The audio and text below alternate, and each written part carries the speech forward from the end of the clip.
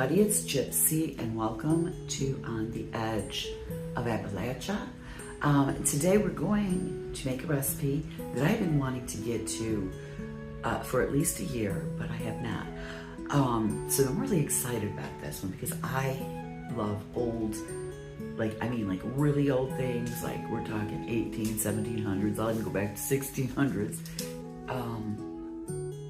Not really enthralled with the 1900s because that's when I lived the majority of my life thus far. So it's like, to me, that's not old, but this is. So I went last year to a talk at our library. Now, I love to read. I love fiction. I love nonfiction. I love modern books, contemporary. I love the classics. I especially love the classics. So I went to this talk and it was called In the Garden with Jane Austen. And they gave us, one of the things they did was they gave us a recipe card from that time period. And these are called Spanish cakes. And it's from a recipe book or a book called Every Woman Her Own Housekeeper from 1796. So I find it very exciting. Now these Spanish cakes,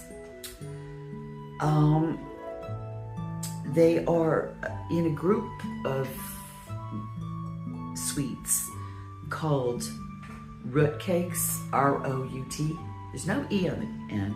I don't know if it's root or root, but they're called root cakes or are cookies or biscuits. So in America, we would call them cookies. Overseas, biscuits. So I hope you can see the picture of them. So it says they're delicate, bite-sized morsels, just perfect for an elegant Regency evening root party or for tea. So I guess it was some kind of get-together. I don't know. I tried to look it up and didn't find much. Anybody has any information on that, please let me know in the comments. Let's see. This recipe, richly spiced and full of dried fruit, is particularly easy and can be made without a mixer. I don't know if this is pronounced Zante or Zant currants. A small raisin are readily available at supermarkets.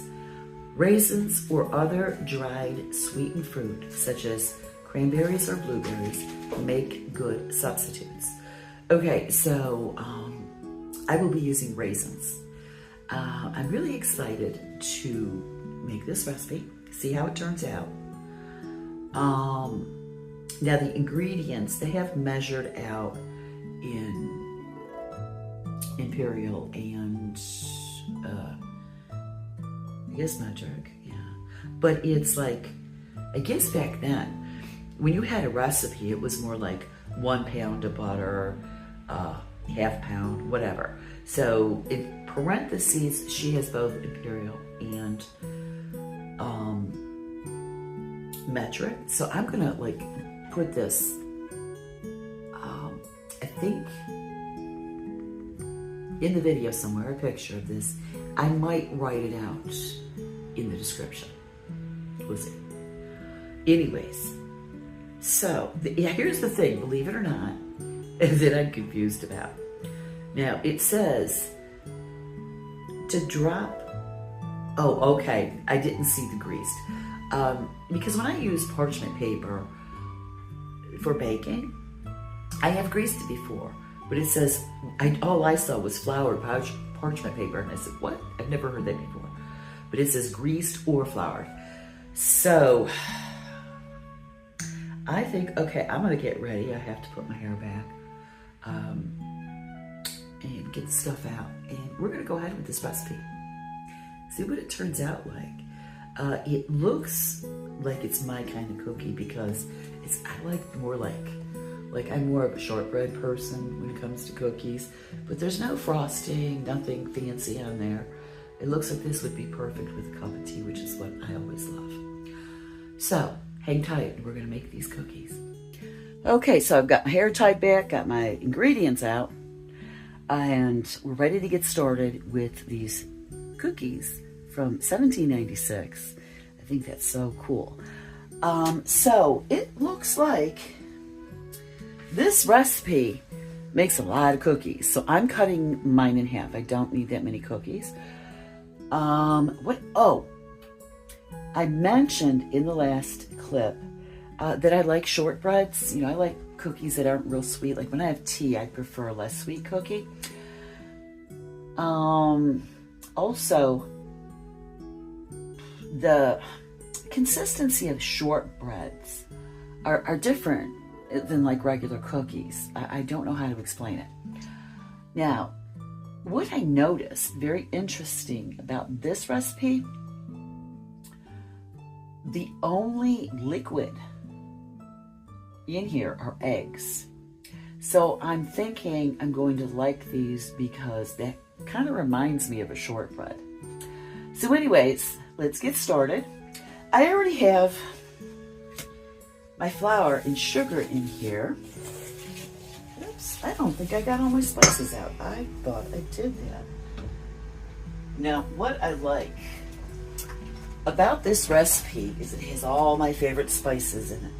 I just love the warm fall spices that I associate with fall, like cinnamon and nutmeg, stuff like that. So, this calls for nutmeg, cinnamon, and mace. Now, mace, for any of you who have never heard of that spice, it is actually from the nutmeg plant, and it is like, if I'm understanding this correctly, the outer coating of this being the nutmeg. So it is very closely related. I do not have nutmeg on hand right now. It is, I find, difficult to find in the grocery store or any store. Also, if I remember correctly, it is a bit pricey. So, what you can do if you don't have mace to substitute for it is you can increase your nutmeg, or you can use something like allspice.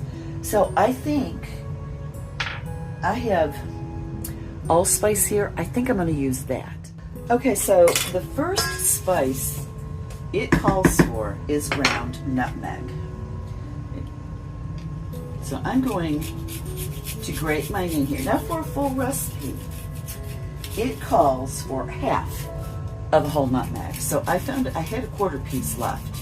So I'm going to grate mine in. I bought this little grater. It is for garlic, but I use this for my nutmeg. I love the smell of nutmeg. It is just so, it's like a warm and comforting smell to me. I like to eat like in rice pudding, hot cocoa, a little bit of, put in cinnamon. There's no such thing for me as a little bit of cinnamon. I love cinnamon. And with a little bit of nutmeg in it. So good. Okay, continuing on, in place of the mace, I am putting in some allspice and some cinnamon. Now, I am cutting the recipe in half, like I said, but since I love cinnamon so much, I am going to keep that at the full recipe measurement. So, you mix this together.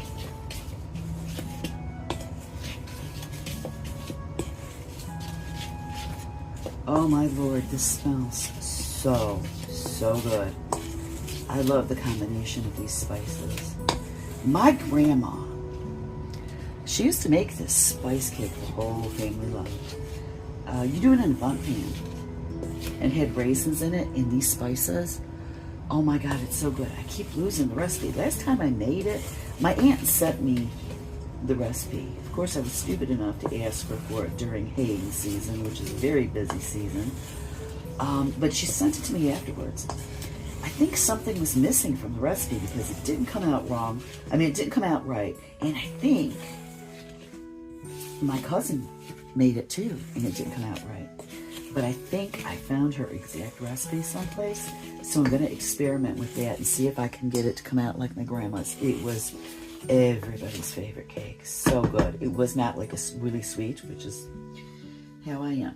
So, the next thing we're going to do is we are going to cut in our butter. Now, of course, in 1796, all they had was butter. There was not butter substitutes. I, of course, am not a fan of butter substitutes. I don't feel they are safe or healthy. So I always use real butter. I get my butter in bulk from an Ohio farm called Walnut Creek. It's a dairy down in Holmes County, Ohio. It is an Amish family-owned farm. It is actually very big in Ohio. They make a lot of stuff very popular with us Ohioans. So I use their extracts, a lot of their baking products, but I love their butter. I get 2 pounds for like $6 and some odd cents, which these days is actually a good price. Okay, so cutting in. If you have a pastry blender, you can use that. In the recipe, it says you can use your hands. Now, I don't do it there. My mom taught me that if you do not have a pastry blender, you can use 2 butter knives. So what you do is I try to get my dry ingredients kind of on the top, cover it. Okay, and you're gonna keep just like kind of cutting with your butter into your dry ingredients until it looks like, you know, like little pebbles or sand or something like that. If you watch my pie crust video, I do this. And of course I use lard with that, not lard. Butter's the next best thing. And I told you that I think, in my opinion, is the biggest secret to making a good pie, good flaky pie crust, is to get it, the butter or whatever fat you're using, to get that nice and cut into your flour. Oh, the smell of these spices. Oh, this house is going to smell good when I'm baking these. It smells like Christmas to me. And I didn't get this recipe at Christmas. It didn't say it was a Christmas cookie. I think pastries and cookies like these that are not sweet, I have a feeling, and I'm not sure about this, these, you know, it may have been popular then to have more spicy pastries than very sweet, which would work well for me because I do not care for anything really sweet. Like if I want to have lemonade, I don't like the sweet lemonade. I want my lips to pucker when I drink lemonade. So, yeah, that's just my taste. Sorry about all the noise with my little bowl here. So I'm just gonna keep cutting this in until I get the consistency I like.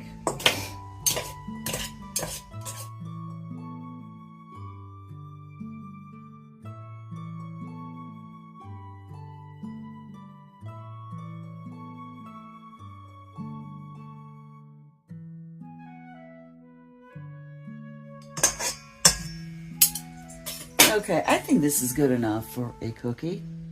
So that's what it looks like right now. So next step is we need to put in the eggs and the raisins. Okay. So I'm going to put in my eggs.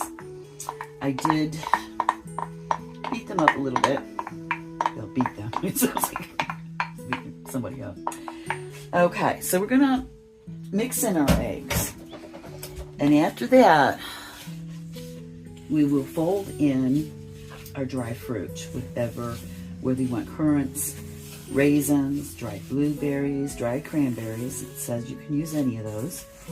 Now, what it says on here is you could do these put them on parchment paper on your cookie sheet, you know, as a drop cookie. Or you can form them into, you know, little round balls. It says you can do it right away, or if you want to make it easier to form, you could put them in the refrigerator for a bit. I wanted to wait and see what the consistency of this dough was going to be like. Now, if it was very soft and hard to form, I was going to put it in the refrigerator. But I am seeing this is a very, very dry dough.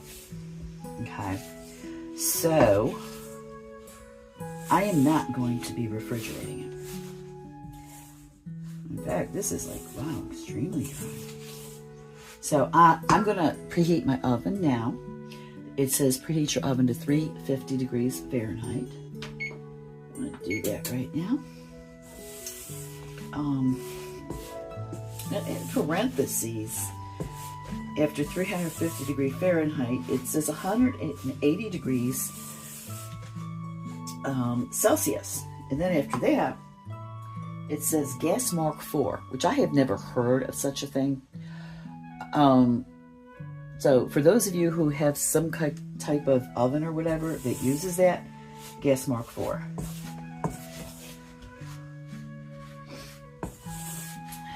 So it's not really pulling together. It's reminding me very much of that spice cake my grandma used to make. I have a feeling my uncles would, I know my Uncle Ed loved that spice cake. So did my dad. I think my Uncle Ed would love these cookies. It smells like the spice cake. And the spice cake also has raisins in it. I think I'm going to try that next. Maybe we'll make that one. Because, I had another thought of another recipe we should do earlier today. Now I can't remember which one it was. Oh, I know what it is. My lavender shortbreads. I used to make this wonderful lavender shortbread. And wouldn't you know, I can't find the recipe. So if I find it again, I think we're going to do that. I'm very disappointed I can't find it because I loved, oh, so good with a cup of tea. Especially if you make like a lavender tea. You want to talk about a relaxing afternoon, lavender tea and lavender shortbread. Okay, so now I'm going to put in my raisins. My little raisin. Okay. I'm going to fold these in. I have a feeling I might, to form the dough, use the warmth of my hands. And of course, yes, I wash my hands before I bake. And everybody should. I think whether you wear gloves or not. I think especially because I don't know what's on the inside of those gloves. You know, you take your hands out and what's ever on the inside is then on your hands. So you have to wash your hands after taking off the gloves. All right, it's starting to form together now. So, it says that you bake these on parchment paper, greased or floured parchment paper. I'm going to grease mine. And then, yeah, here's the thing. You bake it at 350 for 20 to 22 minutes. It sounds like a long time to me for a cookie. So I'm a little worried about that. We'll see what happens, but I'm thinking I will set my timer for that amount of time and just keep checking them. Because, I don't know, they just, for a cookie, I'm used to about 12 minutes, sometimes 10. Maybe there's something different about these. I don't know. I'm not a baker scientist or whatever you call that. Okay, so I'm going to get my parchment paper together on my baking sheet, and I will get back to you. Okay, so this cookie here I formed into a ball. This one I just did is a drop cookie. And I have to admit, I hate forming cookies. I never like doing cutout cookies like at Christmas. I only did them for my kids because they liked it. So I think I am just going to drop these on my cookie sheet. Okay. Now, I also have to confess that, it's a little too big. When I was off camera, I tasted the dough. I love raw cookie dough. It was delicious. Yes, I am from a time back in the 60s and 70s when we lived precariously. We lived dangerously. We would eat raw cookie dough.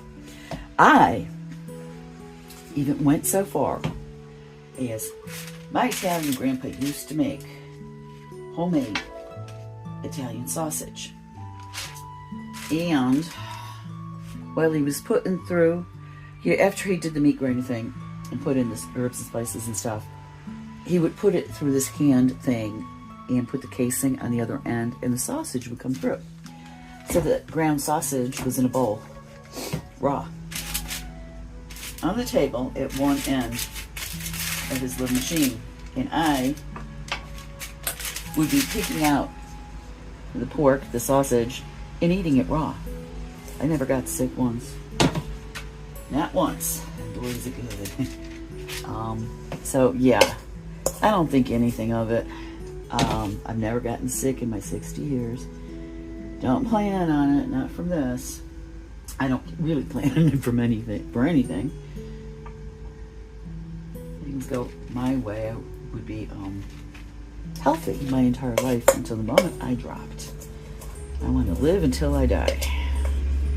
My motto, live until I die. Anyways, so I'm just going to do this one cookie sheet. I mean, I think this would have made, if I did a whole recipe, I'd be drowning in cookies. I'm going to continue on forming these cookies. I will put this first tray in, and I will set my timer for 20 minutes. I'm definitely not going to do 22 minutes. I'm just going to keep checking on them. And I will show you guys what they look like. Okay, I mean, that just seems like a very long time for cookies to me. But, you know, what do I know? And this is an older recipe. There might be something about it that you have to do it longer. I don't know. So, we'll see. Just about ready to slide these into the oven. So, I don't know how big they make them. I mean, I might be making these too big. I don't know. Too small. Who knows? I mean, they make them sound like they're small cookies. Yeah, I think, you know, as I'm getting down my tray, I'm getting bigger with my cookie molding here, which I have a tendency to do once in a while when I start getting tired of putting cookies on the tray, which for me doesn't take long. Yeah, I do recall reading in the introduction that these are supposed to be small cookies. Because, you know, I think it was for ladies to use at the time. Okay, so I took my first batch out of the oven. I did them for 20 minutes, and that was perfect. Now, what I did find, you know, I did that first cookie, I formed it into a ball. The others I did as drop cookies. I feel that it's worth having the patience, because I don't with this, to take the time to roll them into a ball. The one that was formed into a ball held together much better than the drop ones. Okay, so I recommend that. And they smelled so good when I took them out of the oven. I let them cool on my baking sheet for about 5 minutes. And then I put them here on my cooling rack. So, I think we're going to test them right now. So, yeah, this is about the size I would say they're supposed to be.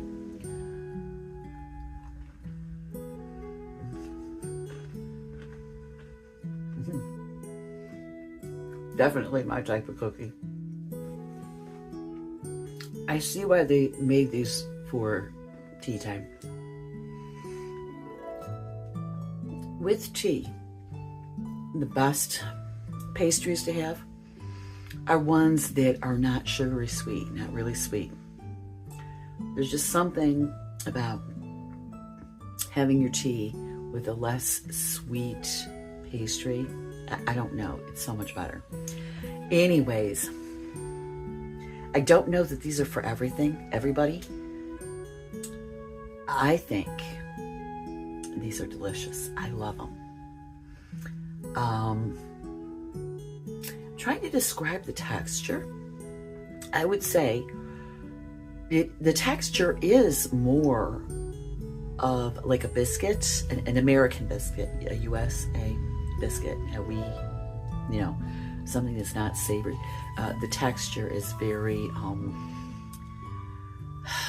it's not cake. It's not more like cake, like a cookie would be. It is more, it is definitely, in my opinion, it's very much a shortbread, only it's not formed the same way. Just the right amount of sugar for someone like me. I love the spices. Oh my God. These are perfect. I love them. If you prefer a less sweet and with like false spices in it, this would be very good. So, I'm going to finish up putting the next batch of cookies into my oven. I recommend these. I love them. From 1796. That's what excites me the most. I love history. So I'm going to leave you with that. Blessed be, and make it a joyful one.